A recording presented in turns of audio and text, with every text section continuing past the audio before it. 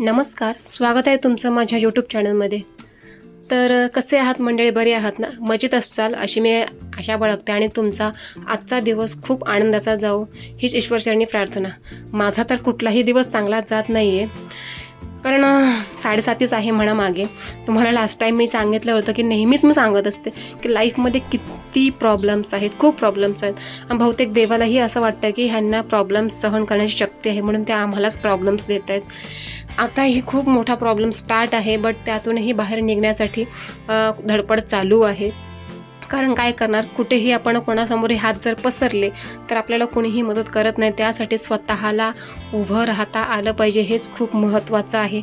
आणि ह्या जगाची रीतच आहे की स्वतः उभे राहा तर तुम्ही जगू शकता, नाही तर तुम्ही जगू शकत नाही. हे जग खूप बेकार आहे, कोणालाही ते मदत करत नाही. उलट जे पैसेवाले आहेत ना त्यांनाच मदत करतात, आणि ज्यांच्याकडे काही नाही आहे, ज्यांना खरंच खूप गरज आहे, त्यांना कोणीही हेल्प करत नाही.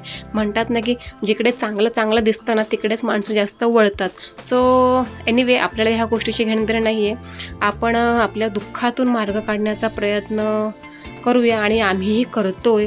आणि भरपूर जण असे म्हणत असतात की हिला पैशाची खूप हाव आहे, एवढा मोठा प्रॉब्लेम चालू आहे तरीसुद्धा पैसा पैसा पैसा करते, तरीसुद्धा शांत नाही आहे, व्हिडिओज बनवते, जे ते.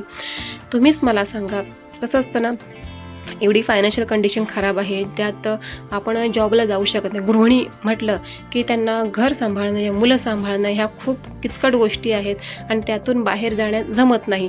आणि खूप अशा काही महिला आहेत ज्यांना घरकामं करतात, कोणी ऑफिसचे पार्ट टाईम जॉब करतात, कोणी वर्क फ्रॉम होम करतात.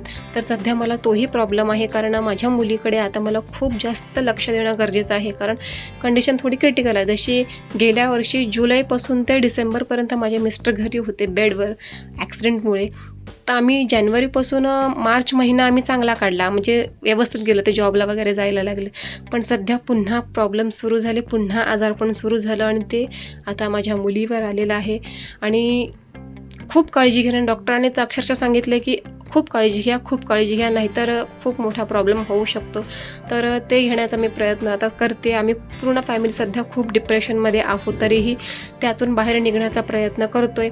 आणि ही एकच धडपड असते की पैशाची हाव म्हणजे कोणाला नसते. जर पैसे आपल्याकडे असतील तर आपण पटकन आजारपण काढू शकतो, या पटकन कुठल्या तरी प्रायव्हेट दवाखान्यात जाऊ शकतो, या पटकन ट्रीटमेंट घेऊ शकतो. पैसाच खूप महत्त्वाचा आहे. का आता आम्ही बघतोय की जी ट्रीटमेंट आहे जी एवढी महागडी आहे, आणि आम्हाला असं कधीच वाटलं नव्हतं की आम्ही ह्या अशा गोष्टींमध्ये काहीतरी अडकू.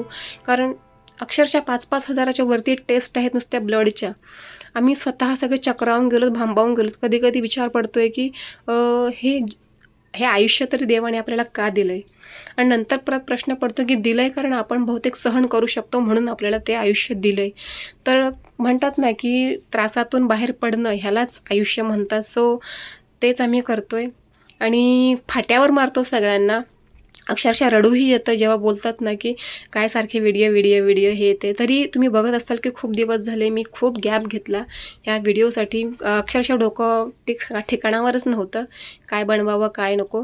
तर म्हटलं आज एक व्हिडिओ बनवावा, आणि जे कोणी टोमणे मारतात त्यांना सांगावं की हो, आहे मला पैशाची हौस. कारण जर माझ्याकडे 4 पैसे आले, उलट माझे मिस्टर जॉब करतायत पण त्यातून घर चालतं, जर माझ्याकडे एक्स्ट्रा पैसे आले तर त्यातून अजून आमच्या एक्स्ट्रा ज्या प्रॉब्लेम्स आहेत ते आम्ही सॉल्व्ह करण्याचा प्रयत्न करू. आणि त्यासाठीच हे धडपड आहे. हो, आहे मला पैशाची हौस, आणि हवा आहे मला खूप सारा पैसा, कारण त्या पैशातून मग माझ्या मुलीची ट्रीटमेंट करण्यासाठी वापरू शकेल. बस एवढंच मला सांगायचं होतं. तर पुन्हा भेटू एका नवीन व्हिडिओसह. तोपर्यंत बाय, आणि काळजी घ्या सगळ्यांनी. Bye bye.